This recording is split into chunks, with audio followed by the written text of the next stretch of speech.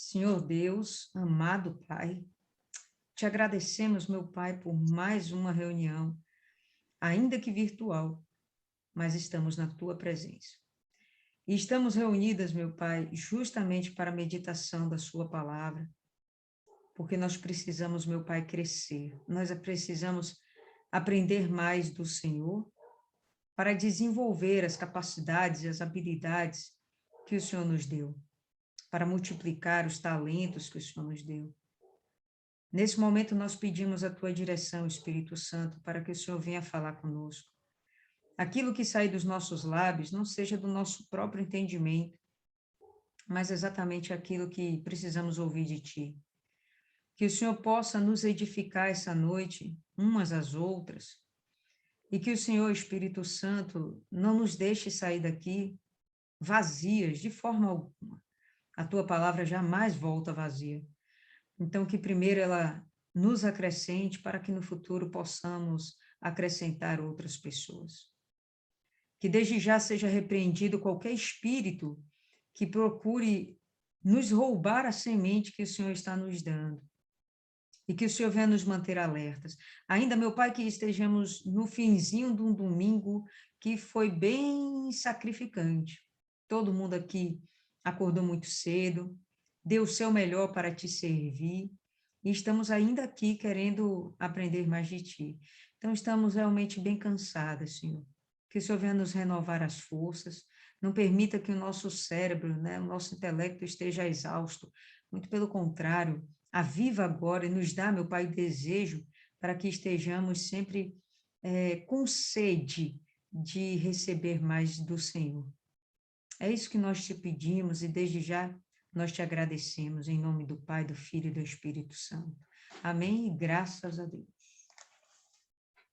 Amém, povo lindo. Então vamos dar hoje continuidade na meditação do livro de Gênesis. Estamos no capítulo 46, quase terminando. Passou voando o tempo, né? Nem deu para a gente perceber que já estamos no 46. Então, vamos lá. Começando aqui do verso 1. Israel iniciou sua jornada com tudo o que ele tinha e veio a Berseba e ofereceu sacrifícios ao Deus de seu pai, Isaque. Bom, pessoal, esse primeiro versículo já é bem interessante.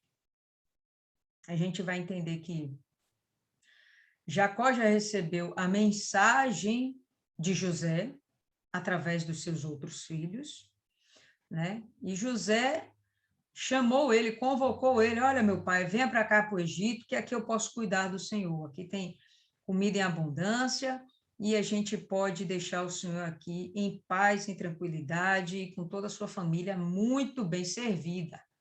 Vem para cá porque eu estou vivo e quero dar um abração no Senhor. Então, ele recebe a mensagem, fica lá mega feliz e a gente vai perceber que ele se adianta e vai descer para o Egito. Ok. Mas no caminho ele para em Berseba. Lembra que nesse momento aqui, pessoal, ele está em Hebrom. E na hora que ele vai descendo de Hebrom, ele vai passar em Berseba, e a palavra fala que ele ali ofereceu sacrifícios ao Deus de seu pai, Isaque. Não fala necessariamente que ele levantou um altar. Tá? Eu não sei como está aí na sua versão, mas eu acho que todas as versões falam isso. Ele ofereceu sacrifícios. Bom, pode ser que ele tenha levantado um altar, sim, tá? E isso ficou suprimido, mas a gente já sabe que ali já existia um altar que foi levantado pelo seu pai, Isaque. Então, tem apenas um momento em que Isaque é mencionado levantando um altar para Deus. E esse momento é justamente quando ele está em Berseba. Inclusive, é ele quem vai dar o nome desse local, Berseba. É Isaque quem dá o nome, ok? Quando a gente levanta um altar, ou melhor, quando a gente observa esses patriarcas levantando um altar, tem um motivo. O primeiro altar que é citado na Bíblia, alguém lembra aí quem foi que levantou? Um pirulito para quem acertar. Abraão. Ixi, errou. Noé. Ei! Noé. E Noé levanta esse altar quando? Quando o pirulito, hein? Ele levanta esse altar quando ele sai da arca. E, obviamente, que ele vai levantar esse altar num sentido de gratidão. Vai oferecer sacrifícios a Deus, né? Mas para agradecer. Pelo quê, pessoal? Responde aí. Pela vida do seu filho, que estava morto. Exatamente, pelo livramento, tá certo? Então, toda aquela geração de Noé foi exterminada, acabou. Tudo aquilo que existia, tá certo? Antes de Noé foi exterminado, foi aniquilado. E aí a gente vai perceber que Deus vai recomeçar, tá certo? Uma nova geração, como se fosse uma nova humanidade. Mas, enfim. Quando ele levanta esse altar é para agradecer. Em outros momentos, a gente vai perceber, né, que além de ser uma forma de adoração, né, uma forma de gratidão, uma forma de se aproximar de Deus, de comunhão, uma forma de pedir perdão, tá certo? Existem alguns motivos por que se levanta um altar.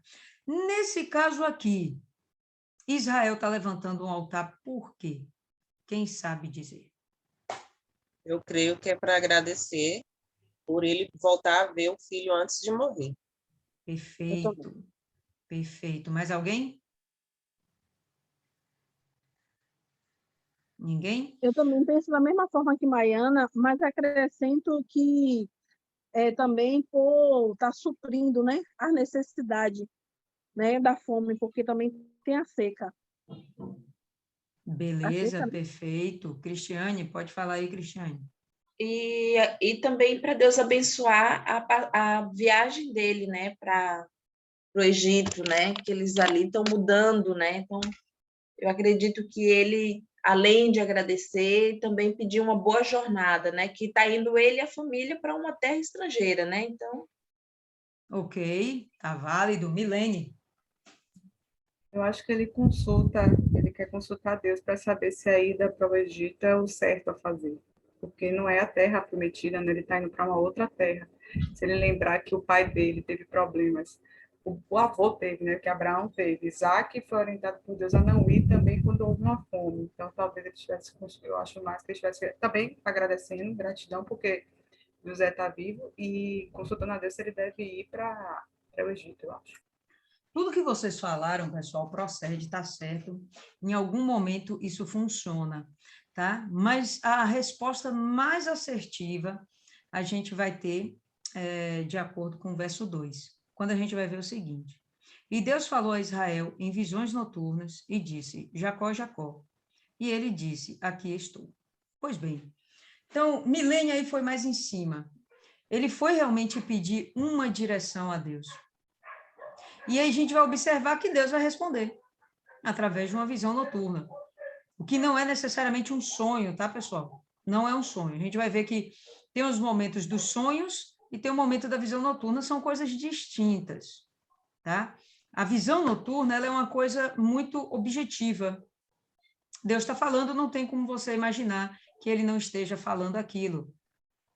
Quando a gente vai ver o sonho, ele tem uma imagem meio que de parábola, com enigmas, é algo diferente. Então, Faraó teve um sonho, sonhou lá com as vacas, sonhou com as espigas.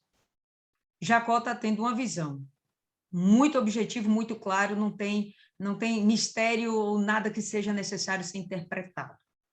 Então, o próprio Deus vai responder a Jacó justamente o que ele foi fazer lá no altar, né, que foi consultar a Deus. Se ele levanta esse altar, ou se ele aproveita o altar que foi levantado pelo pai, isso, na verdade, não tem nenhuma importância. A importância é ele, mais uma vez, colocando Deus em primeiro lugar, para um momento onde onde haver na vida dele uma grande mudança. Então, vocês falaram aí, ele está saindo de uma terra, está indo para outra, uma nação pagã. Então, muita novidade, né? Vai rever o filho, mas vai rever o filho num lugar onde não era para ele estar, como vocês aí mesmo já citaram, né? O próprio Abraão foi repreendido e Isaac foi impedido de ir para o Egito. E agora ele está sendo convocado pelo filho. Olha, venha para o Egito. E aí ele vai consultar a Deus. Tá certo? Ok. E ele disse, aqui estou. E ele disse, eu sou Deus, o Deus de teu pai. Não temas em descer ao Egito, porque lá eu farei de ti uma grande nação. A promessa de Deus, a todo tempo, ela vem sendo rememorada, né? Ela vai sendo relembrada pelo próprio Deus, né? Para que não caia realmente no esquecimento. Precisa toda hora isso ser dito. Pessoal, ao longo da nossa vida, a gente tem determinados aprendizados que, se não forem repetidos, a gente vai esquecer. Tá? Então, nesse momento, ou melhor, em muitos momentos, a gente vai ver Deus falando com as pessoas e sempre relembrando de promessas que ele fez no passado. Estamos falando aqui dos patriarcas. Os patriarcas, a todo momento, eles são animados, revigorados na sua fé, na sua crença, na crença na promessa de Deus, né? Olha, vocês vão ser uma grande nação, você vai ser uma grande nação, você vai ser uma grande nação, olha, pode descer para o Egito, porque lá no Egito, eu vou fazer de você uma grande nação. E a gente vai perceber que no Egito, Israel vai se multiplicar de tal forma que, fato e verdade, lá eles começam a ter essa constituição, essa estrutura de uma nação, onde a gente vai imaginar um povo numeroso, sendo regido por seu próprio código de cultura, de religião, de leis, de moral, de ética. Então, nesse momento, ainda que em terra estrangeira, a gente vai perceber essa promessa de Deus se cumprindo. E Deus está falando isso aqui para Jacó. Pode descer. Porque lá no Egito, eu farei de ti uma grande nação. Ou seja, vocês vão se multiplicar para caramba para o lado de lá. Bacana? Ok. Eu descerei contigo ao Egito, e eu também certamente te trarei de lá novamente. E José colocará a sua mão sobre os teus olhos. Então, além de ele reafirmar a promessa, ele garante que não vai deixá-lo sozinho. Isso é extremamente confortante. Isso vai dar para Jacó uma convicção de que ele não está só. Observa que, no início do texto, a gente vai perceber o texto chamando ele de Israel. Deus vai chamar de Jacó, mas o texto começa falando Israel. Por que Israel? Por que também não Jacó? Porque ele aqui está sendo referido, né, como uma aliança. Né? É o nome do pacto, tá certo? Israel é o nome do pacto que Deus está fazendo com Jacó. De quê? De ele ser a continuidade da geração de Abraão. E nesse momento, ele é chamado de Israel, para que fique lembrado que ele não está falando com qualquer um, ele agora está falando em um nível de cumprimento de promessas, ele não está falando de qualquer forma, tá certo? O texto está trazendo isso à memória, estamos falando aqui do cumprimento da promessa de Deus. Pode falar, Maiana. Eu pensei que ele fala Israel porque ia todo o povo, todas as pessoas, e que quando Deus se referia a Jacó como Israel, era Israel a nação, e Jacó o indivíduo.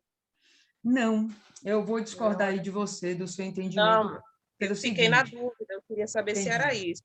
Não, porque ele fala assim, ó, Israel iniciou sua jornada com tudo que ele tinha, e veio a Berseba e ofereceu sacrifícios ao Deus de seu pai Isaque. Né? A gente já sabe que os filhos de Israel necessariamente não têm essa prática ainda. A espiritualidade deles é assim, quase no pé. Então, eles não têm esse nível de desenvolvimento. Então, estamos falando de quem aqui? Da nação? Não, ainda não estamos falando da nação de Israel, porque a nação ainda não existe. Tá? A nação não existe. Vai existir aqui no Egito. E é isso aí que Deus está falando. Eu vou fazer de você uma grande nação. Aonde? No Egito. Né? Acho que só para afrontar Satanás. Olha, Satanás, ainda que eles estejam numa terra que não é a terra que eu prometi para eles, eles vão crescer, vão desenvolver, né? E você vai ficar aí chupando o dedo. Certo? Então, ele fala, eu descerei contigo, tá certo? Ele reafirma esse compromisso de que eu não vou te deixar só, tá certo? Não vou te deixar sozinho. Acho isso muito interessante da parte de Deus. E todas as palavras que ele está dando aqui, pessoal, é renovação de algo que ele falou lá atrás. Qual a necessidade de Deus repetir isso aqui? Se não for animar Jacó. É para animar Jacó. É para falar, ó, Jacó, fica firme, tá? Não se desanima, não. Apesar desses seus filhos serem uns problemáticos, né? E apesar de você, aparentemente, ter perdido um filho, aparentemente, ou melhor, apesar de você ter perdido a mulher, né, do seu coração, tanta coisa ruim que aconteceu com ele, olha, eu sou contigo e eu vou continuar cumprindo a promessa que eu fiz com Abraão e você vai continuar servindo ao legado dele. E Jacó levantou-se de Berseba, interessante, né? E Jacó colocará, e José, né, final do verso 4, e José colocará a sua mão sobre os seus olhos, no sentido de que, olha, você ainda vai morrer por lá, viu? Jacó, ou melhor, José vai colocar a mão sobre os seus olhos. Então, quando a gente imagina, né, colocar a mão sobre os olhos, é aquele ato, né, de cerrar os olhos na hora que uma pessoa acaba falecendo. Então, vai falecer nos braços de José, vamos dizer assim. José vai estar presente até o final de seus dias, até os seus últimos segundinhos de vida, você vai poder usufruir de tudo aquilo que você não usufruiu todo esse tempo. E Jacó levantou-se de Berseba, e os filhos de Israel carregaram Jacó, seu pai, e seus pequenos, e suas mulheres, nas carroças que Faraó havia enviado para o levar. E eles tomaram seu gado e seus bens, que haviam obtido na terra de Canaã. E vieram ao Egito, Jacó, e toda a sua semente com ele. Seus filhos, os filhos de seus filhos com ele, suas filhas, as filhas de seus filhos, e toda a sua semente ele trouxe consigo para o Egito. Tá? Então, ele está falando aí dos seus filhos, dos seus netos, das noras, né? Inclusive aqui a gente vai ver todo o gado lá sendo arrebanhado, tá certo? Potencialmente, os seus servos devem estar indo juntos, o texto não é claro a respeito disso, tá, pessoal? Ele está falando aqui só da semente, mas eu não acredito que simplesmente os servos iam ficar para lá e só o clã mesmo, a família, o sangue seria levado para o Egito. Eu imagino que os servos também foram, mas não são citados, por quê? Porque não é necessariamente parte da genealogia. Meu entendimento, tá bom? Então, vocês vão perceber aqui que os filhos de José, ou de Jacó, eles estão tomando uma certa responsabilidade, estão tendo, não vou falar autoridade, mas eles estão tomando a dianteira, né? Eles estão tendo a iniciativa de cuidar de tudo. Então, o texto fala que eles carregaram Jacó no carro. Então, eles estão preparando tudo, eles estão cuidando de tudo, preservando, inclusive, o pai de qualquer outro esforço. Por quê? Porque Jacó já era velho, né? Então, estão arrumando lá tudinho e tomando essa responsabilidade de conduzir a caravana até o Egito. Verso 8. E estes são os nomes dos filhos de Israel, que vieram ao Egito, Jacó e seus filhos. E aí a gente vai começar a ver uma pequena genealogia aqui. Rúben, o primogênito de Jacó, e os seus filhos de Rúben, Enoque e Palu, e Esrom e Carmi. E os filhos de Simeão, Jemuel e Jamim, e Oade e Jaquim, e Zoá e Saul, filho de uma mulher cananeia. Quando ele fala aqui, filho de uma mulher cananeia, Simeão acabou se envolvendo com uma daquelas mulheres das quais não eram para ele ter se envolvido, tá certo? Mas o texto deixa aqui essa pincelada, olha, Simeão se misturou com quem não devia. E os filhos de Levi, Gerson, Coate e Merari. E os filhos de Judá, e Onã e Selá, e Pérez e Zerá. Mas e Onã morreram na terra de Canaã. E os filhos de Pérez foram Esrom e Amu. Então, a gente lembra que e Onã, eles acabam fazendo o que era mal diante do Senhor. Não sabemos o que fez, mas ele foi morto. Deus achou melhor eliminá-lo para que não houvesse uma progressão daquele pecado no meio de Israel. Onã, ele vem praticar o onanismo, que a gente já sabe que é o coito interrompido, tá certo? Isso também não agradou a Deus, ele vai morrer também, tá certo? Então, a gente vai entender que esses dois morrem em Canaã, não entram no Egito. E os filhos de Issacar, Tola e Puva, e Jó e Sinrom. E aqui eu fiquei pensando, será que Jó é aquele Jó do livro de Jó? Não sei, mas até aqui eu nunca ouvi falar de outro Jó na Bíblia, a não ser esse Jó aqui e o Jó do livro de Jó. E o Jó do livro de Jó, ele viveu nesse período aqui mais ou menos, viu, pessoal? Mentira, nesse período não. Ele viveu um pouco antes, mais ou menos no período de Abraão, e Abraão aqui já é morto, né? Então, provavelmente não é o mesmo Jó. Posso E falar? os filhos... Pode, fala. Por ser um livro com autores conhecidos, uma das hipóteses mais aceitas é que quem escreveu foi Moisés. Tem Isaías, tem outros profetas, mas o pessoal aceita mais que quem escreveu o livro de Jó foi Moisés. E fica aí essa dúvida, por isso também eu tive a mesma dúvida.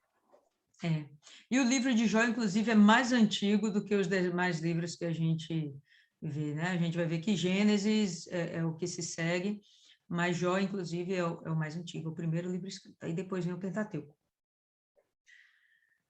E os filhos de Zebulon, Sered, Elon e Jalael. Estes são os filhos de Lia, que ela deu a Jacó em Padã Arã, com Diná, sua filha. Todas as almas de seus filhos e de suas filhas foram 33. E os filhos de Gade, Zifion, e Age, e Sune, e Esbom, e Eri, Arodi e Areli. E os filhos de Azer, Imna, e Isvá, e Isvi, e Berias, e Sera, irmã deles. E os filhos de Berias, Eber e Malquiel. Estes são os filhos de Zilpa, a qual Labão deu a sua filha Lia, e ela deu estes a Jacó, 16 almas. Os filhos de Raquel, mulher de Jacó, José e Benjamim. E nasceram a José, na terra do Egito, Manassés e Efraim, que lhe deu Asenate, filha de Potifra, sacerdote de On. E os filhos de Benjamim foram Belá e Bequer, e Asbel e Gera, e Naamã, e Ei, e Ros, e Mupim, e Upim, e Arde. Estes são os filhos de Raquel, que nasceram a Jacó. Ao todo foram 14 almas. E o filho de Dan, Uzim. E os filhos de Naphtali, Jaziel, e Guni, e Gezer, e Silém. Estes são os filhos de Bila, a qual Labão deu a sua filha Raquel. E ela deu estes a Jacó. Todas as almas foram 7. Todas as almas que vieram com Jacó ao Egito, que saíram de seus lombos, foram as mulheres dos filhos de Jacó, fora as mulheres dos filhos de Jacó, todas as almas foram 66. E os filhos de José, que lhe nasceram no Egito, foram 2 almas. Todas as almas da casa de Jacó, que vieram ao Egito, foram 70. Aí a gente vai ver o seguinte, pessoal, se a gente for contabilizar, você viu aqui que as mulheres dos filhos de Jacó não são contadas. São contados os filhos de Jacó e os seus filhos, os filhos dos filhos, os netos, tá certo? Mas as esposas não foram contadas. E a gente vai ver, abre aí rapidinho, em Atos capítulo 7.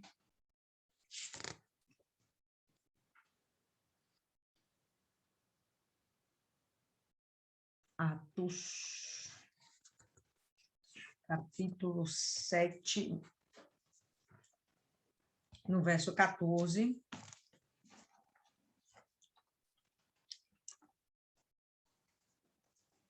Todo mundo?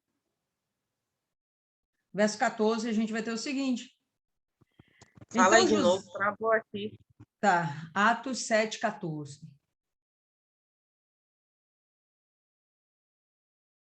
Então José mandou chamar a Jacó, seu pai, e toda a sua parentela, isto é, 75 pessoas.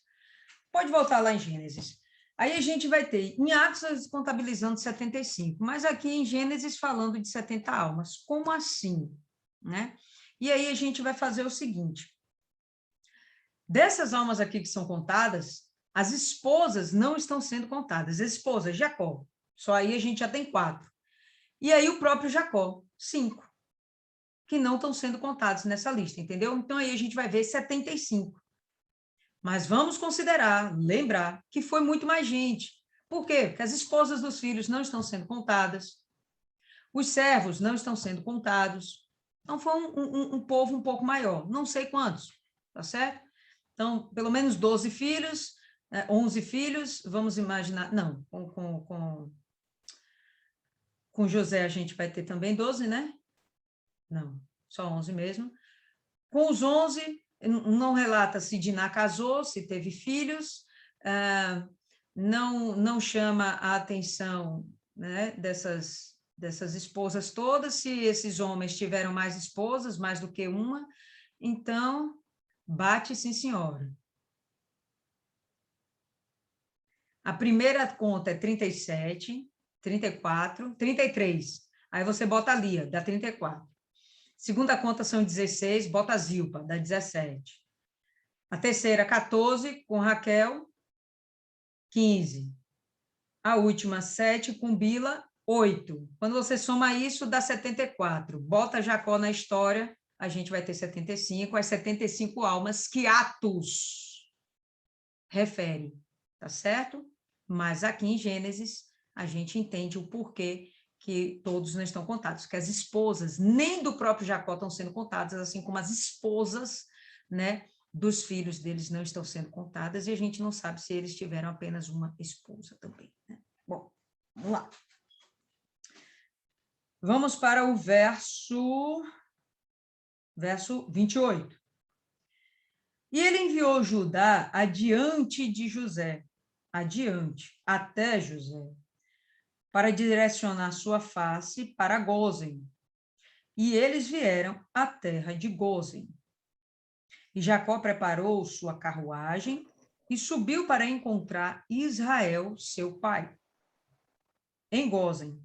E se apresentou a ele, e se lançou ao seu pescoço, e chorou ao seu pescoço por um bom tempo. Um bom tempo é quanto tempo? 1 minuto, 5 minutos, 2 horas? Quem sabe?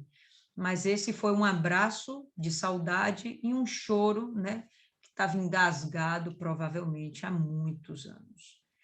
Tá? Então, quando ele dá esse abraço no pai, você vê que não tem muitas palavras, né? Nesse momento não precisam palavras. O abraço em si já é um gesto extremamente forte e o choro já diz muita coisa também, né? Verso 30.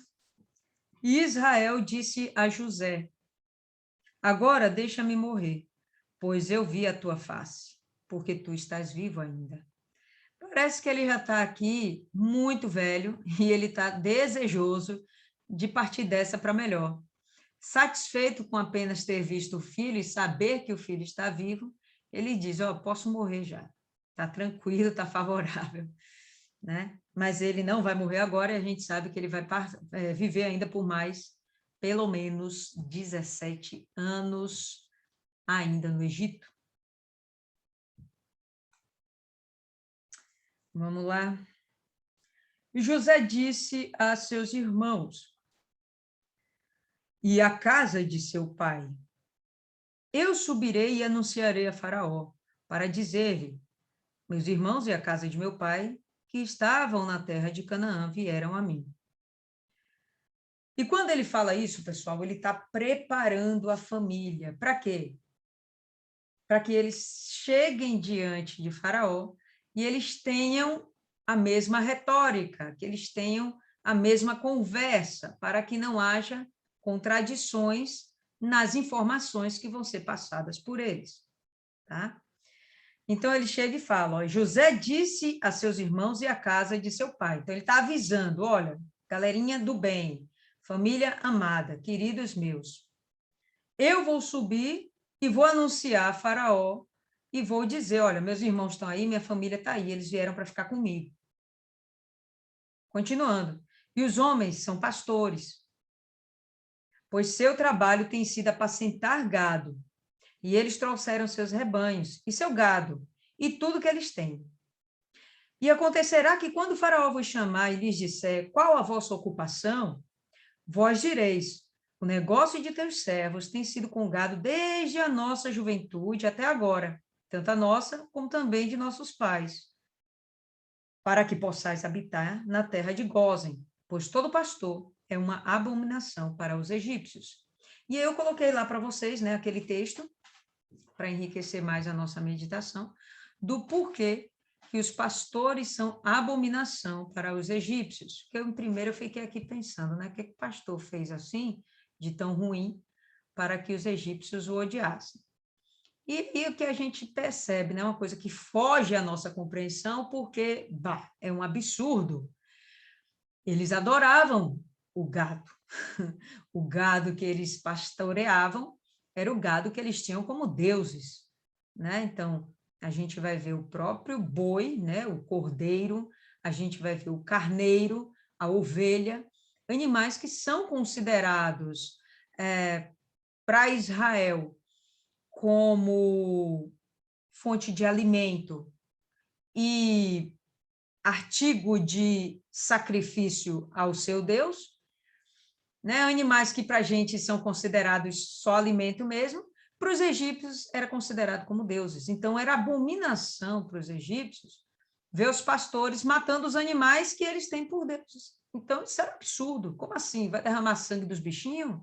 Mas entenda, esse bichinho é quem nos protege, é quem nos guarda, é quem nos faz prosperar, é quem cuida do Nilo, tá? É quem cuida das nossas mulheres, é quem nos dá proteção, é quem faz o sol brilhar, é quem faz a nuvem dar a chuva. Então, eles colocavam tudo na conta dos bichos, né? Tudo na conta dos animais, tá certo? E para si, eles acabavam criando deuses completamente criados realmente. Deixa eu pegar isso aqui, pessoal, compartilhar aqui com vocês. Deixa eu ver aqui. Tá dando para ver essa imagem? Estão vendo? Estou vendo várias imagens. Não, só a sua tela. Aqui, não tá vendo? Não. Eu vejo várias imagens. Pronto, beleza. Deixa eu fechar aqui.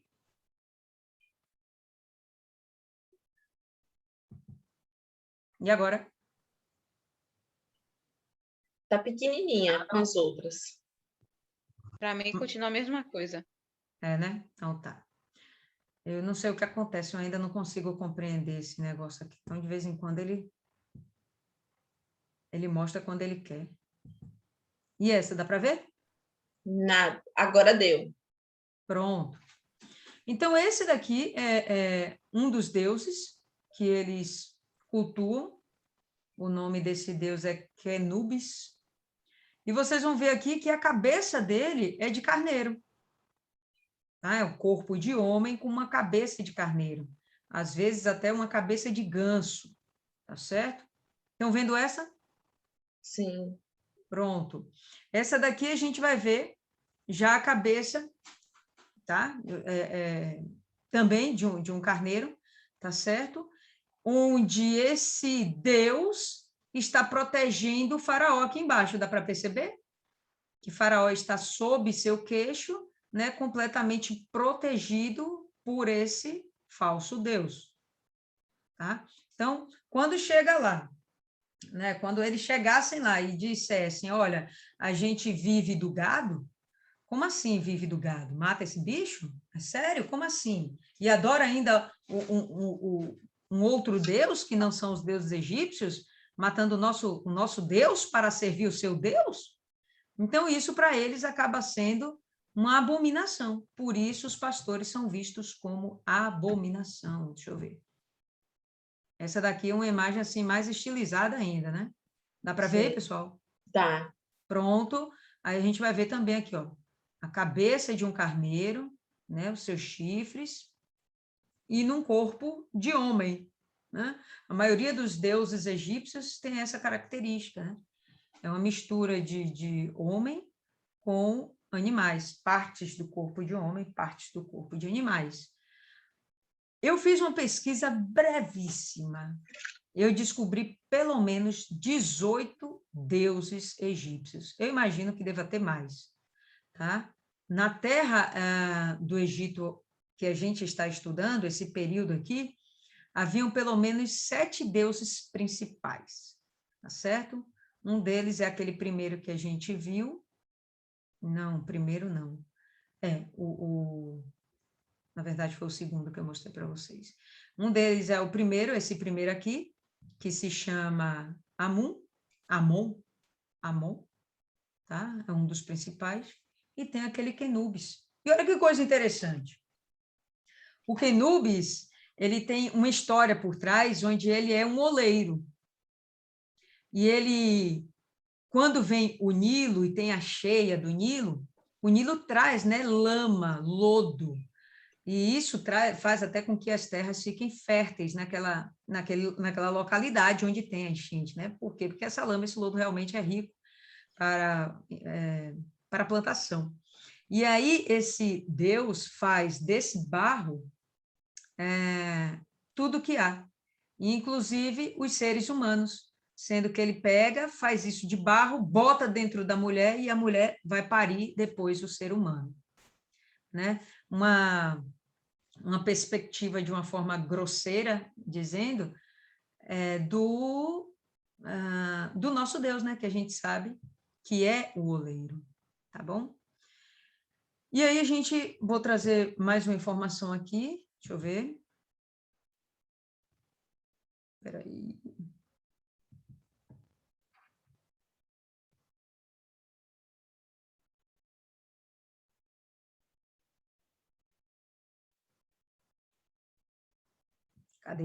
Cadê? Aqui. Estão vendo essa imagem? Ninguém?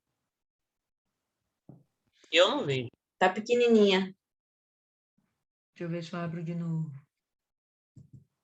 E agora? Ainda não. Agora sim. Sim. Apareceu. Pronto. Pronto, pessoal. Então, a gente vai ver aqui, ó, Gozen, tá certo? Aqui a gente tem o Mar Morto, só para a gente relembrar aí um pouquinho dessa geografia. A terra de Canaã está aqui. Essa linha vermelha está delimitando o território do Egito. Daqui para lá é Canaã, tudo bem? A gente vai perceber aqui o rio Nilo, tá? Toda a sua grandeza, toda a sua majestade. Realmente é um rio muito grande, bem caudaloso. Aqui o Mar Vermelho, tá bom? E aqui a gente vai ter a terra de Gósen. Bom, pessoal, a terra desenvolvida do Egito nesse momento não é aqui em Gósen, tá? É aqui ao redor, ao longo do rio Nilo, nessa margem aqui, tá bom? Por que José escolhe a terra de Gósen para que o seu povo fique morando? Não é à toa, né? É uma coisa muito bem pensada por José. Isso aí ele já tinha amadurecido dentro dele, com certeza. Porque é uma terra justamente distante. Então, o seu povo ficaria preservado, poderia cuidar do seu gado, fazer o que quisesse com o seu gado, sem os olhares dos egípcios, tá? Era uma terra que seria protegida pelo próprio faraó, a gente vai ver isso no próximo capítulo, vai ser protegida e preservada e reservada para os hebreus. Então, eles ali vão poder se se desenvolver, crescer. Vocês vão ver, é uma terra muito grande e é uma terra fértil também. Isso aqui é o delta do Nilo, então é bem irrigado, né? Um solo fértil, eles vão se dar muito bem. Não é à toa que Deus fala com Jacó que aqui vai fazer dele uma grande nação, porque tudo é muito propício. Se a gente for lá para Canaã, tem uma outra parte da terra que é favorável, mas aqui, meu irmão, é tudo favorável, tá? Então, vai ficar distante dos olhares dos egípcios, então não vai ter essa perseguição dos egípcios, pelo menos não nos primeiros anos, né? A gente já sabe que só depois que muda os faraós aí é que a gente vai ter o povo hebreu sendo perseguido, sendo escravizado. E outra coisa interessante, e isso aí também foi estratégico para José, eu creio que ele fez isso de uma forma estratégica. Ele tira o seu povo do meio da cultura do egípcio, do meio dos hábitos, dos costumes dos egípcios, que são pagãos, idólatras. Então, não, a gente não vai se misturar com essa galera, não. Ó. Vocês vão ficar aqui numa terra separada, onde não tem influência dos egípcios, tá? Eles não estavam aí, eles não habitavam essa terra, tá? Não faria nenhum sentido, diga-se de passagem, que José trouxesse o seu povo para habitar no meio do povo do Egito, não haveria como haver o cumprimento dessa promessa de Deus, tá? Certamente eles iriam se misturar, né? A questão dos homens acabarem se apaixonando pelas egípcias, ou vice-versa, né? Os egípcios se apaixonarem pelas mulheres hebreias e acabar havendo aquela mistura, aquela miscigenação, que não era interessante. Então, o povo aqui de Israel, ele vai sempre buscar se manter sem mistura, puro, tá bom? Então, foi uma região estratégica. Enquanto todo o resto do Egito está se desenvolvendo para cá para baixo, alguma coisinha por aqui assim, ó, tá? Aqui nessa região que fica próximo ao Mar Vermelho, aqui é uma região montanhosa, dá para ver aí pelo relevo, tá certo? Aquela planície lá vai ficar reservada para os hebreus. Ok? Então, bom, é isso aí que a gente tem por hoje. O que vocês têm aí a acrescentar? Pode falar quem vai ser a primeira. Ninguém? Eu repito a minha teoria.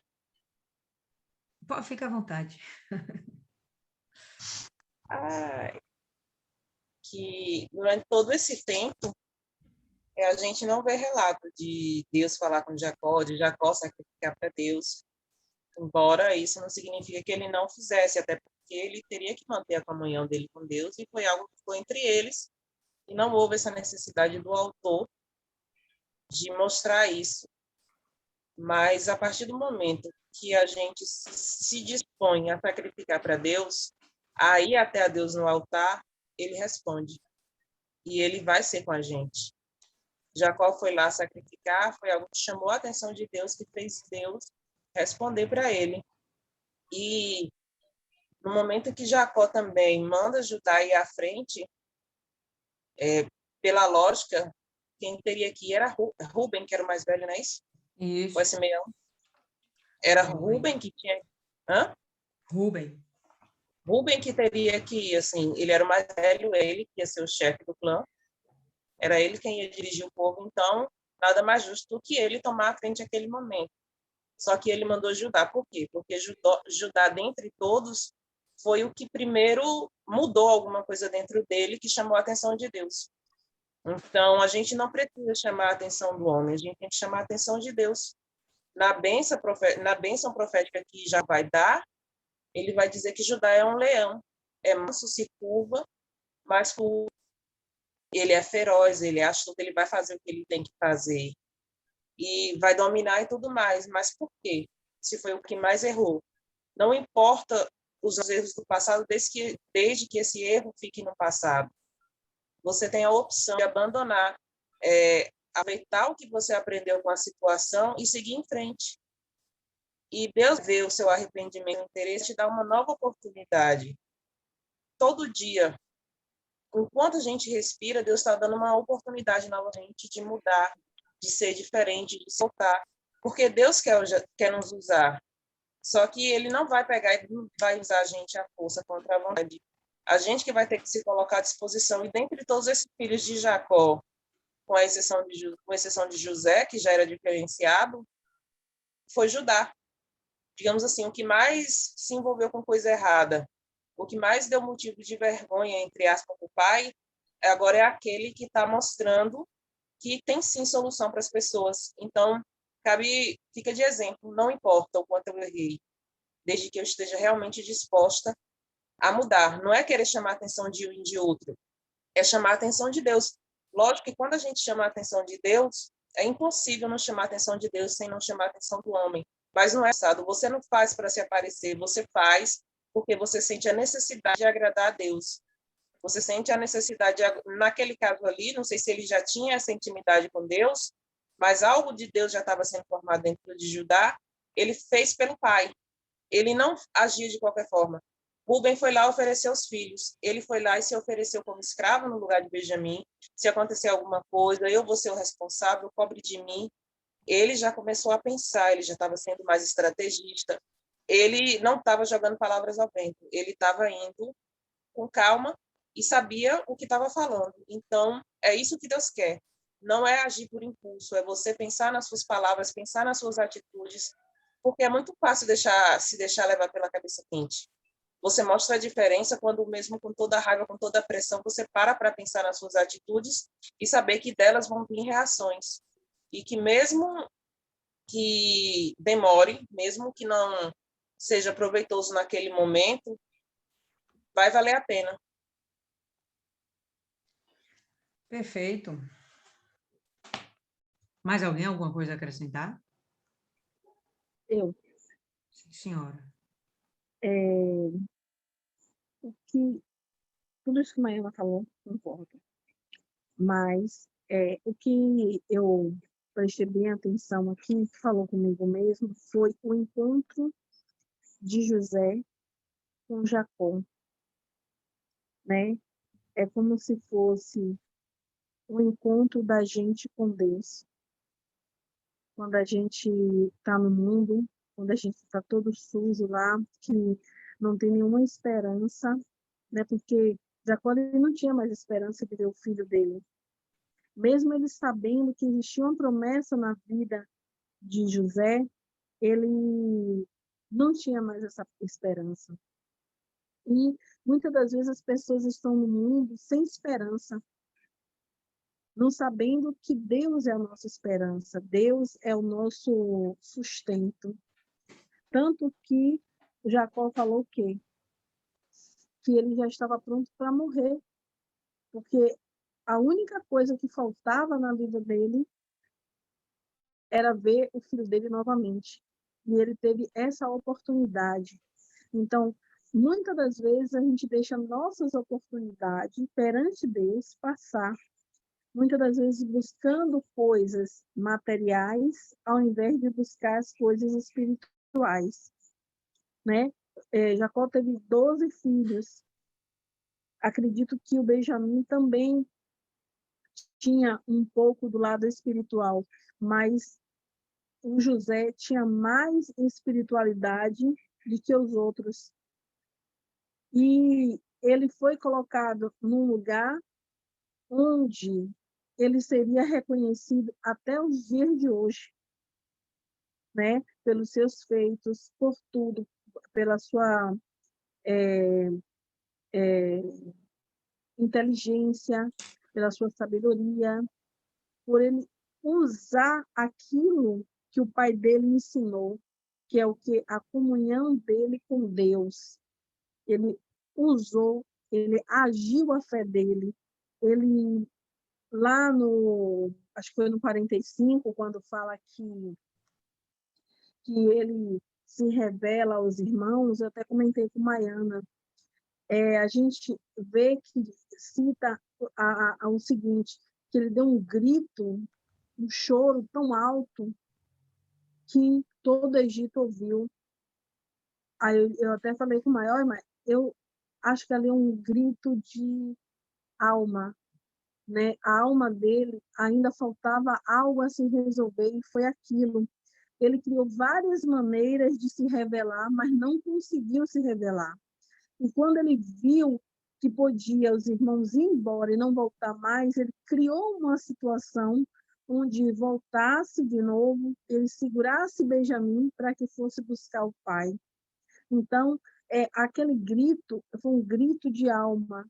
Hoje a gente vê muitas almas aí fora gritando, e muitas das vezes a gente não consegue ouvir essas almas.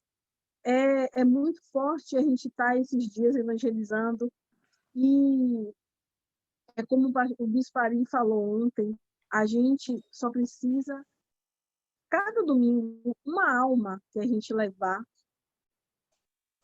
Aí eu pensei, é um grito que José deu, né? Se a gente for olhar, uma alma dessa que a gente leva, que a gente sabe que nem todas que a gente levar vai continuar, porque tem pessoas que não querem o amor de Deus, tem pessoas que não querem andar correto, não querem se despir do mundo.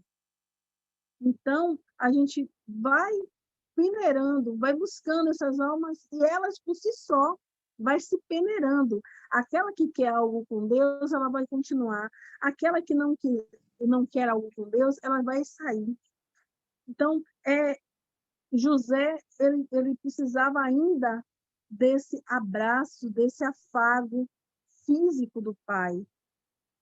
E a gente traz para a nossa vida hoje. Hoje nós somos o José, né? Que às vezes a gente quer esse abraço, o abraço que a gente quer, não é o abraço do nosso pai físico, mas sim do nosso Deus.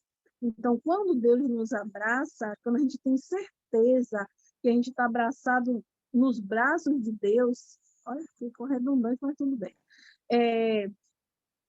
A gente consegue olhar a vida com outros olhos. A gente consegue enxergar que tudo que está nesse mundo material, muitas das vezes, é para afetar o nosso espiritual. E quando nós estamos bem, com a nossa ligação com Deus, o que for que tiver de vir, não sei se a palavra é essa, aqui nesse mundo, a gente estando em paz, vai passar. Vai passar. E é muito interessante o que Milene colocou, depois que eu vim raciocinar, verdade, ele foi consultar a Deus, e a gente já está vivendo a fé do ex-me aqui, e ele se prontificou para Deus ali naquele momento. Eu estou aqui, meu Deus. Então, ele não foi adiante sem antes Deus confirmar a ele que ele poderia ir. É muito interessante a gente ver que por mais que Jacó lá atrás ele viesse pisando na bola, ele tivesse acontecido aquilo com a mãe, com o pai, com o irmão, mas ele, ao longo da vida dele, ele vem tentando se consertar. Não vou por aqui, vou por aqui. A situação da filha, né, quando ele, de uma certa forma, ficou assim, alheio, eu não sei se a palavra certa é alheio, mas ficou cego mediante a situação que estava acontecendo, porque é um choque para um pai. E, mediante a todos os erros dele, ele vinha sempre tentando se consertar, buscando em Deus. Tanto que, quando ele perdeu José, eu acredito também que ali foi um momento que Deus disse assim, não, esse filho aqui, ele pode lhe prejudicar lá na frente a sua relação comigo. Vou dar um tempinho de vocês dois, para mais tarde vocês se encontrarem. Porque muitas das vezes a gente tem algo na gente que fica no lugar de Deus. A gente não percebe, vai indo. Quando a gente menos espera, aquela situação, aquele filho, aquele marido, aquele trabalho está tomando um lugar que não é dele, que é de Deus. Né? É só o meu pensamento, viu, gente? Se eu estiver errada, me corrija. Então, eu acredito que esse momento, esse encontro de Jacó com José, a gente, repetidamente, a nossa mente começa a trabalhar, a gente começa a lembrar do filho pródigo, né? Daquela mulher que eu gosto muito dessa passagem, né? Dos cachorrinhos, né? Daquele homem que gritava por Jesus para curá-lo. Então, todas essas pessoas a gente vê. José, como Lília já veio, já trouxe aqui para a gente, todo aquele estudo, quem quiser ver depois lá, só ir lá nos 2 ou 3 capítulos antes desse, assistir lá no YouTube, já estou fazendo minha comédia, né? Sobre a comparação de José com Jesus. Então, a gente vê que é um encontro. Não vou dizer nem que é um encontro, é um reencontro.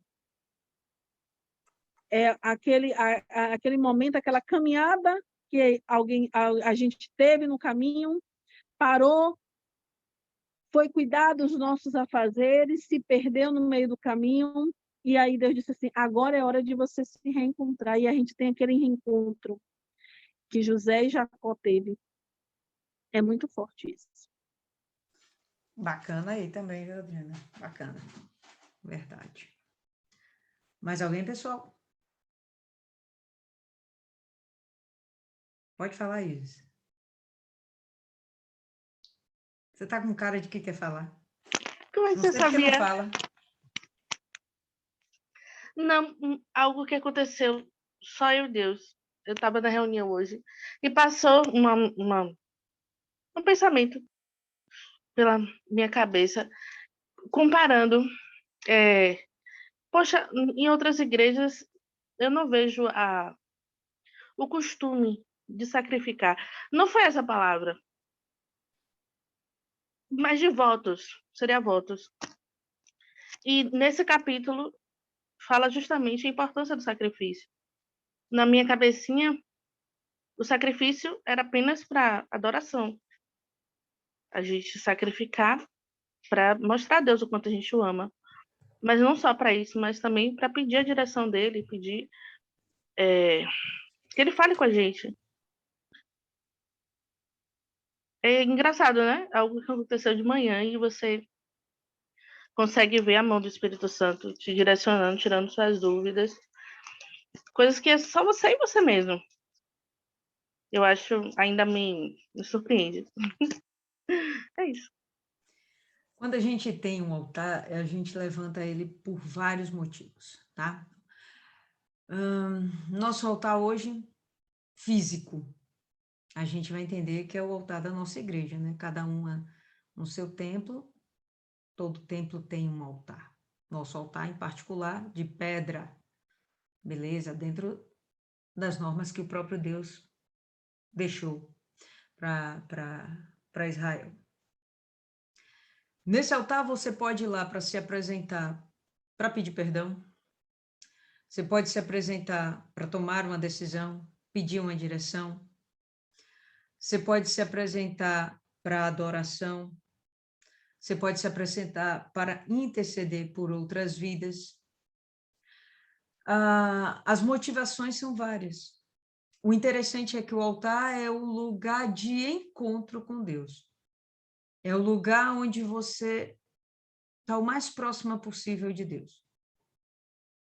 Não é à toa que eu gosto de sentar o mais na frente possível. Quando eu não acho o lugar na frente, eu fico até um pouquinho indignada. Porque, para mim, quanto mais perto do altar, mais perto eu estou de Deus. Eu gosto de mostrar para ele que eu quero estar bem rente. Quando o pastor dá aquela deixa, olha, fica à vontade, você está na casa do Pai, pode vir para o altar, se quiser até sobe no altar. É muito difícil eu ficar no banco. Eu vou para o altar. Tem um lugarzinho até lá na nossa igreja que eu gosto de ficar, entendeu? Para adorar a Deus. O altar é esse momento, tá certo? De você ter esse encontro com Deus. Então, uma outra motivação também do altar, lembra que quando Labão e Jacó se encontram, eles levantam um altar assim que eles se separam, né? Eles fazem lá um monte de pedras, eles levantam um altar. E aquilo ali não é necessariamente para adoração, para pedir perdão, para pedir uma direção, aconselhamento, não. Aquilo ali é justamente para criar um marco. Lembra? Ó, daqui para lá é minha posse, daqui para cá é sua posse. Então, outro motivo do altar é justamente criar marcos, não necessariamente de espaço, limite geográfico, mas marcos de coisas maravilhosas que Deus fez. Esse altar de Berseba, quem primeiro erigiu foi justamente Isaac. E quando Isaac levanta esse altar, foi porque ele encontrou um poço de águas fartas e que o povo, né, de Siquém não exigiu tomar esse poço para eles. Siquém não, pessoal, me perdoe. Esqueci agora o nome do lugar. Esqueci. Mas era dos filisteus, tá bom? Então, eles estavam nas terras dos filisteus. Aqui, Berseba está muito pertinho da terra dos filisteus. Então, o que acontece? Ele já tinha aberto 2 poços antes, e os filisteus, não, esse poço é nosso. Não, esse poço é nosso. Aí ele não desistiu, ele foi abrir um 3º poço, ninguém reclamou, achou água abundante, pronto, ali ele ficou feliz. Aquilo ali era um marco. Olha, Deus nos foi propício. Deus está conosco. Tá? Então, os altares são também para determinar, né, a lembrança, é como se fosse um memorial, né? Olha, aqui nesse lugar, Deus agiu poderosamente e essa lembrança vai ficar para as próximas gerações. Então, quando a gente tem lá o nosso altar, a gente também vai ter isso. Quando o pastor pede testemunho, hoje o pastor pediu testemunho para caramba, né? Foram 3 testemunhos lá no altar. Para quê? Para lembrar, olha, através desse altar, através do pacto com Deus, nesse altar, aí a pessoa alcançou lá o seu resultado, tá certo? Então, o altar, ele, na verdade, tem inúmeras funções, mas a principal, tá? As outras funções, elas derivam dessa primeira, é o encontro do ser humano com Deus. O altar é extremamente necessário. Estou falando de um altar físico. Hoje, depois do Senhor Jesus, do sacrifício do Senhor Jesus, nós somos o templo. Se nós somos o templo do Espírito Santo, então, obrigatoriamente, dentro de nós existe um altar. A gente fala que o nosso coração é o nosso altar. O que é o coração? Que é o nosso altar. Quando a gente tem uma visão espiritual, o que significa esse coração? Aquele músculo pulsante que bombeia o sangue? Obviamente que não. Tá? Então, o nosso altar vai ser justamente a nossa própria alma. Vai ser o nosso próprio entendimento, o centro das nossas decisões. O que está dentro da gente? É aquilo que agrada a Deus? O que a gente oferece a Deus internamente? É mágoa, rancor, ira, né? Mesquinhez, avareza? Ou o que a gente oferece é amor? Qualquer outra coisa que eu fale aqui vai ser derivação de amor. Qualquer outra coisa boa vai ser derivação de amor. O que está dentro de mim? Então, o que eu ofereço dentro de mim a Deus? Certo? Então, né, não é à toa que a palavra fala, né? Então, o altar é justamente a fonte da vida. É onde você tem esse encontro com Deus. Né? Então, temos aí o altar físico e o altar espiritual. Ambos vão ter todas essas funções, mas o principal é o lugar de encontro com Deus. Pode falar, Isis. Eu lembro dessa passagem. Interessante. O que me fez ter isso é que, nessa semana, uma parenta, ela está com cargo, só que ela tem problemas ainda psicológicos, toma remédio, tem crises o diagnóstico é dupla personalidade, alguma coisa assim. É isso que eu pensei, eles não têm esse costume de sacrificar, porque tudo podemos naquele que nos fortalece. Então, ela já podia ter sido curada. Foi libertada de muitas coisas, mas isso é desnecessário.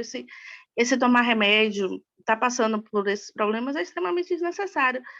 Mas como você chega para uma pessoa, isso, bipolaridade, mas como é que você chega para uma pessoa que tem até um nome, você é membro, e diz que, rapaz, por que você está tomando remédio ainda? Deus pode te curar. Como é que você chega para dizer isso à pessoa?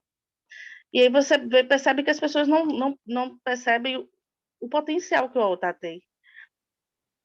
A importância de se sacrificar, de buscar, e que nada é impossível para Deus, nada. O que é uma bipolaridade para Deus? Se ele fez uma mulher estéril ter filho, pobre da Sara, 100 e poucos anos, ela teve um menino, mas ela não quis mais nada. Que nada. Teve um menino, acabou, pronto. E as pessoas não percebem esse real potencial, sabe? Infelizmente, a gente tem isso marcadamente. Eu ainda falava hoje com uma pessoa sobre isso, tá? Gente, nós repetimos todos os dias, nós ouvimos, a gente ouve a palavra de Deus dizendo para a gente não agir por emoção, a gente ouve o pastor falando isso, a gente repete isso aqui nas meditações quase todos os dias que estamos juntas, de não nos deixar nos envolver pelas emoções e não tomar atitudes baseadas na opressão das emoções.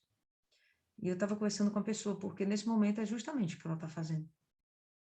Mas, poxa, já ouviu isso tantas vezes, esqueceu? É por isso que Deus tem que repetir 365 vezes, não temas. Porque se ele falasse uma vez só, ia cair no esquecimento. Então, ao longo de toda a Bíblia está lá escrito, não temas, não temas. Por quê? Porque eu sou contigo, eu estou contigo, pô, eu estou contigo, né? Então, vamos ser mais racionais. Eu comentava sobre isso, olha, verifica o que está te atrapalhando, né? O que está causando essas emoções ruins que estão atrapalhando sua capacidade de raciocínio, sua capacidade de tomar uma decisão racionalmente. O que está acontecendo? Há problema com o filho, problema com o marido, problema no trabalho, sei lá, problema de foro íntimo, problema bipolar. Qual é o problema? Gente, tem que abandonar o problema. Tem que se desconectar do problema. Você tem como resolver o problema? Tenho. Né? O meu problema é uma dívida. Se eu me organizar direitinho dentro das minhas finanças, eu vou juntar um dinheirinho aqui, eu vou cortar uma despesa ali, dentro de 5 meses eu eliminei minhas dívidas. Pronto, é um problema que tem solução? Tem solução dentro das suas capacidades humanas, tem solução dentro das minhas capacidades humanas. Resolva! Acabou, não faça com que isso te atormente. Resolva! Agora é um problema que não depende de você. Pronto, eu tenho um parente viciado. Eu vou tirar o vício dele. Eu vou tirar ele da marginalidade. Eu vou fazer alguma coisa por ele. As palavras que eu disser vão fazer algum efeito? Muito pouco provável, pessoal. Ele está sendo zelado poderosamente por um cão. Essas pessoas estão sendo influenciadas. A gente sabe que vício, por exemplo, é um espírito. Né? Pode ser qualquer outra coisa. Estou falando do vício. É um espírito. O que você vai fazer contra isso? Vai usar sua carne? Não, cara. O que você vai usar? Sua fé. Vai para onde? Vai para o altar. Vai lutar pela pessoa no altar. Vai fazer a coisa de uma forma racional. Aí vai deixar aquele problema tirar sua paz? O cabra chega 5 horas da manhã em casa. Eu só dormi depois que ele chegou. Que nada, mesmo, vai dormir. Tu não confia em Deus, não, é? Você não confia que Deus está guardando? O fato de você ficar acordada vai fazer com que ele esteja sendo vigiado? A palavra de Deus diz assim: aos teus amados dá enquanto dormem. Então Deus vai dar ordem aos anjos a teu respeito. Qual é a ordem a teu respeito nesse caso? Guarda meu filho. Deus vai dar ordem aos teus anjos para que ele guarde seu filho. ainda que ele esteja lá na boca do inferno.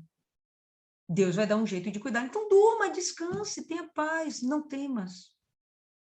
Mas aí, quando você menos espera, você se vê tomada de sentimentos, de angústia, de ansiedade, de você querer resolver, não ver a solução, porque você não tem uma solução, pomba. Então, o caso desse tipo, você não tem solução. Principalmente quando envolve terceiros. Não tem uma solução fácil que você possa resolver. Problema dentro de casa com o marido. Depende de você? Depende. Aí eu já digo que você tem algo que possa ser feito. Tem coisa que você pode fazer que vai melhorar o seu relacionamento dentro do casamento, tá certo? Vai mudar, vai modular, melhor dizendo, né? As respostas do seu marido. Tem coisa que dá para você fazer, tem coisa. Mas tem coisa que vai chegar ao limite que você não vai mais conseguir interferir, você não vai mudar a personalidade do rapaz. Não vai. E aí, o que você faz? Vai para o altar. Já casou, está casado, vai fazer o quê? Separar? Só se estiver envolvendo agressão, prostituição, ou essa pessoa estiver atrapalhando você no seu encontro com Deus. Fora isso, suporte. Leve até o fim, porque você casou, problema seu. E agora você cuide de fazer o seu casamento dar certo. Então, você tem que sacrificar também, tá? Depende de você alguma coisa? Depende. E a parte que não depende de você? Entrega a Deus, vai para o altar. E aí o que acontece muitas vezes é que a gente esquece do potencial do altar, do valor da sua fé, da representatividade das armas espirituais. Entendeu? E quando a gente percebe que a pessoa está afundando na fé, está naufragando, já não medita na palavra de Deus. O que o demônio falou lá naquele vídeo, né? A pessoa já não medita mais na palavra de Deus. Um dos primeiros sinais. Aí chama de quê? Esfriamento. Por quê? Por que se esfria? Você está dentro da igreja, velho. Você conhece a palavra de Deus. Como assim você se esfria? Como você se permite fazer isso? Como você esquece que existe um altar onde você vai lá, se conecta com Deus e Ele satisfaz os seus desejos? Está escrito. Só que aí a pessoa não crê. Por que não crê? Porque já está envolta nessas emoções e começa a parar para ver o tamanho do problema e esquece do tamanho do seu Deus. Por quê? Porque aí a sua fé já começou a ficar misturada com a dúvida. Aí vai naufragar, vai dar ruim, entendeu? Aí deixa de meditar na palavra de Deus. Primeiro sintoma, a gente já vai lá e não tem alguma coisa errada. Em particular, reuniões de busca do Espírito Santo, a pessoa não vai, não dá valor. Faltou uma quarta, faltou um domingo, é normal? Não. Semana que vem eu vou. Cara, não é normal. É que nem comer e beber. Se você ficar sem comer e beber, você vai passar mal. No corpo, você percebe logo, muito fácil. Barriga dói, bate a tontura, dá tremedeira nas pernas, é fácil. E no espírito? Já não é tão fácil, né? A gente não tem a visão espiritual o tempo inteiro. A nossa visão física, nossos olhos aqui, é que nos dão a maior parte das informações a respeito do nosso redor. Então, o nosso cérebro processa o que os olhos físicos veem. Mas aí, se você for ver o espiritual, já está ficando fraco. A pessoa já está ficando cheia de dúvidas, a pessoa já não está valorizando a presença de Deus, já não está orando, jejuar nem se fala. E por aí vai, vem uma cadeia de decrescência espiritual, né? De queda espiritual, que fica difícil depois você... A pessoa só vai se aperceber quando já está lá no buraco. Quando ir para a igreja é um fardo. Meditar na palavra de Deus é um fardo. Eu falava há pouco aí com as meninas. Às vezes a gente vive situações que oprimem a gente, oprimem, né? Aí tem um problema da dívida financeira. Bom, mas você está resolvendo. Mas antes que ela se solucione, apareceu agora o problema com o filho. E aí você, não, então eu vou para o altar. Mas antes que você consiga solucionar, aconteceu um acidente, né, dentro de sua casa, o bujão estourou e agora você tem que fazer uma reforma. E aí, quando você vai vendo, é um monte de coisinha acontecendo, você vai ficando perturbado. Cadê Deus na minha vida? Ele está do seu lado. Os problemas surgem, as coisas acontecem e você consegue resolver se estiver junto com ele. Agora você esquece que ele está junto de você. Aí começa a parar para pensar, pô, será que Deus está comigo? Né? Aí, as opressões começam a fazer você não enxergar o tamanho do seu Deus. Aí você vai ficando cansado. Que você vai começar a tentar achar na sua cabeça uma resposta, uma saída. E você não vai achar. Porque tem coisa que é espiritual, é Deus. Aí você fica cansado. Nesse seu cansaço mental, o espiritual vai junto. Espírito e mente, eles estão intimamente interligados. Se você está com cansaço mental, você vai começar a ter uma fadiga espiritual. Pessoal, isso é real. Isso é fato. Por isso tem que ter um horáriozinho para dormir. Me lembro do Bispo Ari falando, olha, dormir não é pecado, não. Durma. Tem hora de dormir. Fica até 1, 2 horas da manhã acordado, não.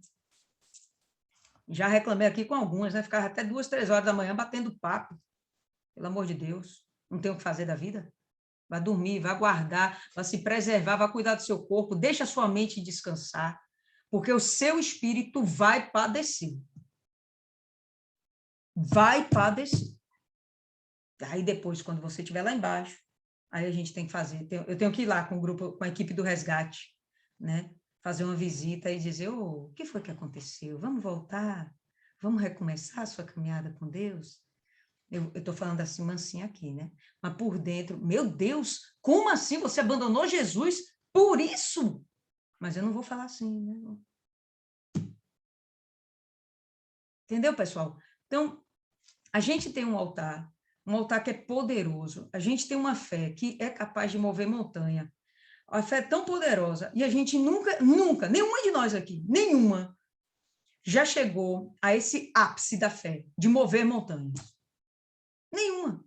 Mas a melequinha de fé que você tem já te causou assim, já te proveu de milagres extraordinários, coisas que você sabe, poxa, foi Deus. E se não fosse Deus, eu estava perdida. Fulano estava perdido. Então, vamos ter essa consciência. Não deixe as coisas do mundo perturbar mais, não. Isso é maturidade espiritual.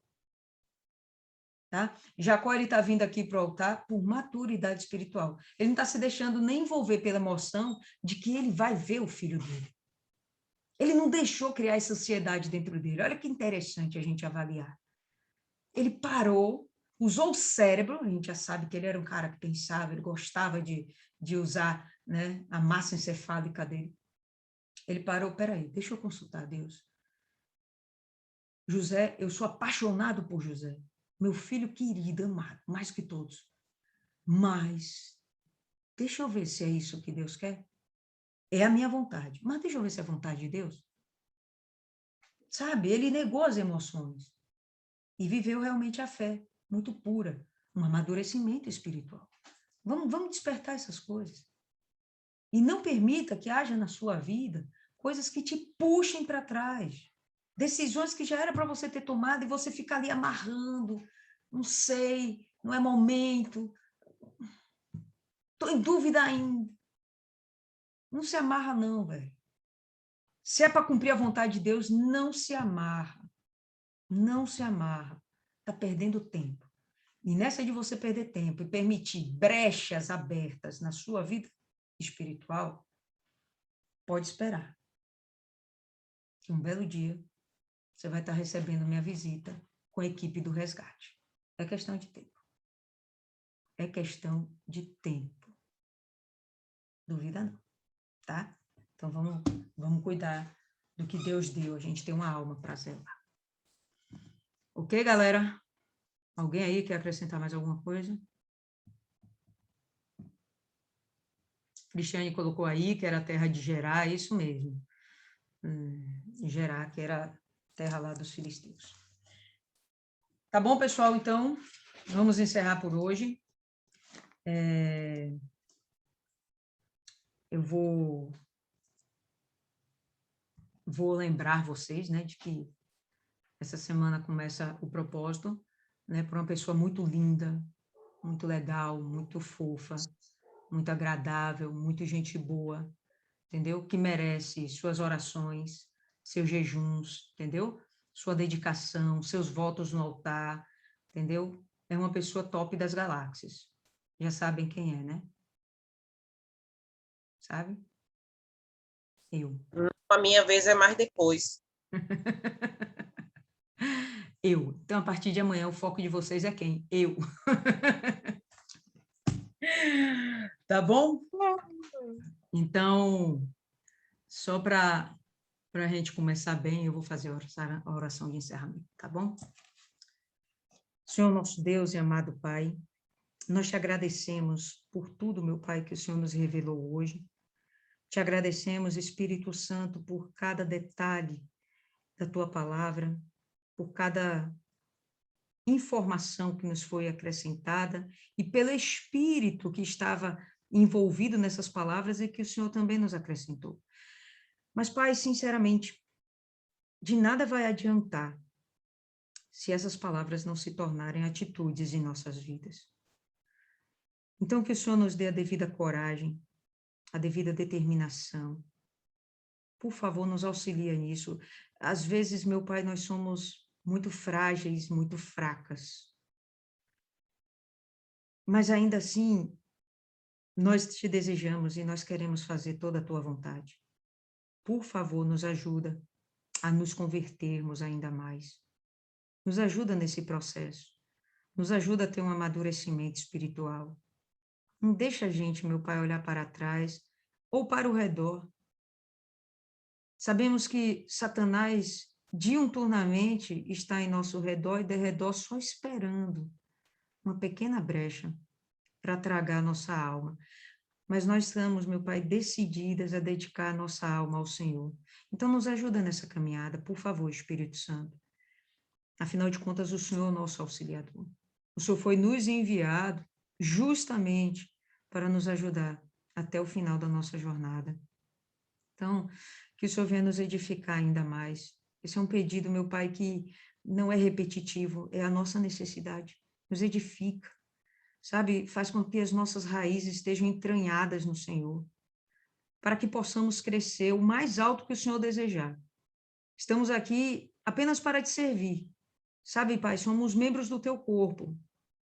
Algumas de nós é a mão, algumas de nós é o cabelo, algumas de nós pode ser os olhos, algumas de nós pode ser o dedinho midinho do pé. Mas aonde a gente estiver, que sejamos capazes de desempenhar o nosso papel com excelência. Sabe, não permita que a gente esteja desintegrada do teu corpo. Não permite, Pai, por favor. Por favor. Tenha misericórdia com a gente. A nossa disposição é te servir. Mas ainda tem muita coisa do mundo, meu Pai, em nosso meio. Tem muita coisa do mundo. Infelizmente, fomos criadas em um mundo podre, em um mundo sedutor, em um mundo que realmente, às vezes, prende a nossa atenção. Um mundo que nos provoca algumas reações, sentimentos, que nós sabemos que não te agrada. E a gente está lutando com isso, Pai. É a luta contra a nossa própria natureza e o mundo. E estamos, meu Pai, lutando. E até aqui, o Senhor tem nos dado a vitória. Continua, meu Pai, trabalhando em nossas vidas para que alcancemos o alvo, que a gente chegue, meu Pai, aos céus. É isso que nós pedimos. Tenha misericórdia, vem nos salvar. E que o Senhor, meu Pai, venha acrescentar à vida da Thaisa exatamente essa sabedoria, sabe, essa força que só o teu Espírito pode dar. Aliás, Espírito Santo, que o Senhor venha habitar dentro dela para todo sempre. Sabe, os nossos propósitos dessa semana foi para que essa mulher seja revelada uma das maiores mulheres de Deus desse mundo. Que o ganho de almas que ela vai ter venha a ser tão grande que o teu coração vai pulsar cada vez mais forte só de ouvir falar do nome dela. Que ela seja capaz de botar um sorriso nos seus lábios, meu Pai, todos os dias, por causa do bom proceder dela, por causa do bom testemunho que ela vai dar. E que nessa caminhada o teu Espírito esteja justamente guiando, fortalecendo, fazendo o Espírito Santo com que ela seja tudo aquilo que o Senhor definiu para ela ser. Entregamos a vida dela em tuas mãos, nós agradecemos, meu Pai, pela vida da Thaisa. Entregamos, meu Pai, todo esse grupo em tuas mãos. Aquelas que não puderam participar, meu Pai, tem misericórdia delas. Abre o entendimento, Pai. Não deixe essas pessoas desfalecerem na caminhada, por favor, não deixe. Algumas, muitas, aliás, já ficaram no meio do caminho. E até onde a gente sabe, meu Pai, não estão bem. Não estão bem. Ajuda, Senhor. Aquele que não valoriza a palavra do Senhor não consegue andar bem. Então, por favor, que o Senhor tenha misericórdia e alcance essas pessoas aonde elas estiverem. Cuida delas, faz o que, de alguma forma, não podemos fazer por elas. Entregamos, meu Pai, nossas vidas em Tuas mãos. Nós entregamos essa semana em Tuas mãos. Todos os nossos projetos, todos os nossos objetivos, entregamos em Tuas mãos. Tudo aquilo que a gente planejou para essa semana, também colocamos diante do Senhor. E que o Senhor, meu Pai, venha regar e dar o crescimento. Em nome do Pai, do Filho e do Espírito Santo. Amém. Graças a Deus. Amém, povo lindo. Por hoje é só.